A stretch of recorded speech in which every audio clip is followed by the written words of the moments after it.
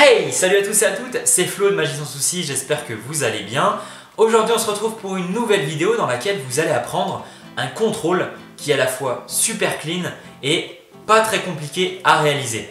Enfin vous verrez, en plus ce contrôle vous pourrez le décliner dans de nombreuses routines, soit dans des routines que vous connaissez ou dans des routines que vous allez créer. Bref, un contrôle qui est vraiment très polyvalent, place à la présentation et ensuite les explications. Donc c'est parti pour la présentation de cette routine. Donc hop, un petit mélange s'impose avant de commencer le tour. Ensuite, je vais vous demander de venir retenir une carte. Donc par exemple, ça peut être, par exemple cette carte-là.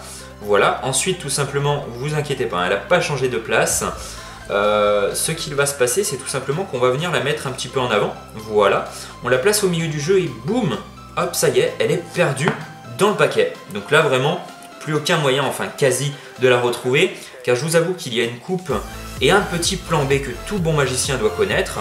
Donc tout simplement, hop, je viens couper le jeu en 4-5 fois, ce qui me permet d'avoir un peu plus de vision vis-à-vis de ce jeu de cartes. Ça y est, je pense savoir à peu près où est votre carte. Alors bon, j'en suis pas sûr, je vais quand même essayer, hein. Je dis bien essayer de la retrouver. Alors à mon avis, elle est plus dans cette partie du jeu, donc si on fait comme ça, voilà, une seule carte sort du jeu et c'est le 2 de trèfle. Votre carte. Magique, non? Donc c'est parti pour la présentation de ce contrôle qui est vraiment très sympa à réaliser et surtout très clean. Donc dans un premier temps, un étalement en main qui doit être vraiment très restreint. Donc en gros, maximum cette longueur-là. Les cartes doivent être très rapprochées les unes des autres. Ça vous aidera beaucoup pour la suite. Ensuite, je vais placer volontairement une carte bleue au milieu du jeu, car nous allons devoir choisir une carte totalement aléatoire. Donc c'est au magicien de choisir une carte et la présenter au spectateur pour qu'il la retienne. Tout simplement, vous allez choisir une carte, donc là la carte bleue, mais vous choisissez n'importe quelle carte plutôt au milieu de votre étalement, et vous allez placer tout simplement deux doigts, donc le pouce au centre de la grande tranche gauche, donc vu que je suis droitier, la grande tranche du côté de ma main secondaire, au centre, donc accolé à la carte juste en dessous, et on appuie sur cette carte là pour pouvoir faire buter la carte choisie au centre du pouce, comme cela. Enfin l'auriculaire, à peu près au centre, ça c'est un peu moins important, de la petite tranche inférieure. Voilà, donc on vient, on choisit n'importe quelle carte, on place le pouce et l'auriculaire, et ensuite on place la carte qui est juste au-dessus, grâce à l'index et au majeur, on vient la pousser et la caler justement contre le pouce et l'auriculaire, comme cela. Donc ça nous permet de créer une double. Donc c'est justement cette carte que l'on va manipuler tout au long de la routine. Cette double, on vient la coincer entre notre index et notre majeur pour éviter que ça dérape et que la carte du spectateur qui est située juste en dessous, juste là, hop, se décale ou voilà, se montre. Donc une fois dans cette position, vous savez très bien où est située la carte doublée. Donc vous pouvez éventuellement, si vous le souhaitez, grâce à votre annulaire, continuer à effeuiller les cartes pour vraiment faire croire au spectateur que vous ne savez pas vraiment quelle carte prendre, et ensuite revenir vers le centre du jeu et lui dire bon, je vais prendre une carte située plutôt au milieu, comme ça vous n'aurez pas de doute, et vous lui la présentez comme ceci. Une première fois, vous revenez sur le paquet. Vous pouvez éventuellement refaire un petit scénario un peu similaire. Je ne sais plus vraiment où est votre carte. Là, vous pouvez, si vous souhaitez, passer d'un contrôle du dessous à un contrôle du dessus via le pouce pour pouvoir passer sur un effeuillage des cartes du paquet supérieur, comme ceci, et revenir et retenir encore une fois la carte avec l'index et le majeur. Donc ça, c'est vraiment à vous de voir. Et lui dire « Ah, ça y est, j'ai retrouvé votre carte, elle est située juste là. Est-ce bien la vôtre ?» Donc là, il va vous reconfirmer une seconde fois et vous revenez cette fois-ci beaucoup plus lentement.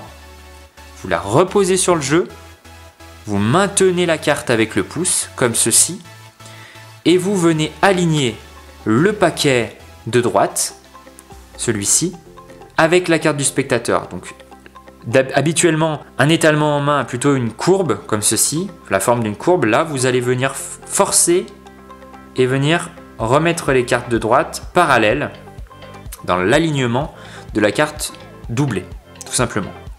Ensuite, une fois ceci fait, on vient placer l'index, le majeur et l'annulaire sous la carte doublée.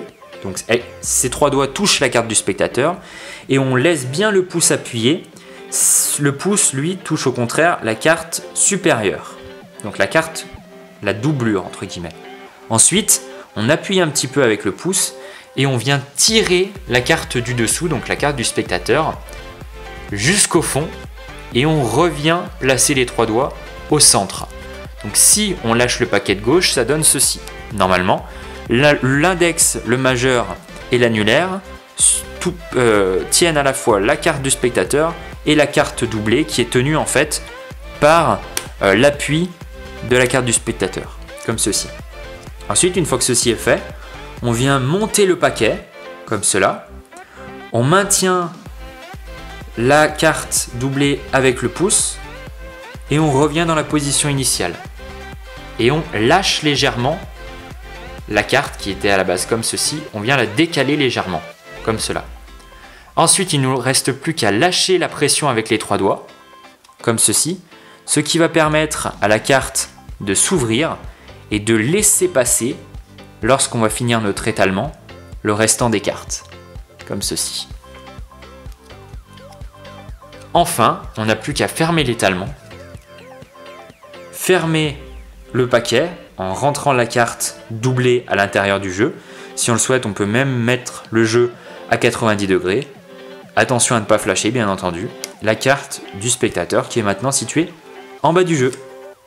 Enfin, vous pouvez très bien finir par une fausse coupe que l'on a appris la semaine dernière. Donc, comme cela, et finir par exemple par une manipulation de ce type-là, donc que j'ai présenté d'ailleurs dans mes premières vidéos. Je vous mettrai le lien. Sinon, ce que j'aime beaucoup faire également, c'est finir par un empalmage du dessous, comme cela, tendre le paquet au spectateur, garder la carte en main, et ensuite le paquet mélange le jeu et vous pouvez délicatement placer la carte dans votre poche ou par exemple sous une chaise, enfin bref, vraiment où vous le souhaitez. C'est vraiment un effet qui est sympathique et en plus cette routine s'y prête bien. Et voilà, c'est déjà la fin de cette vidéo, j'espère qu'elle vous a plu. Si c'est le cas, n'hésitez pas à mettre un pouce bleu et à me rejoindre sur les réseaux sociaux, Facebook et Snapchat. Les liens juste en dessous dans la description. Et moi, j'ai plus qu'à vous dire à très bientôt pour une prochaine vidéo. Entraînez-vous bien, ciao!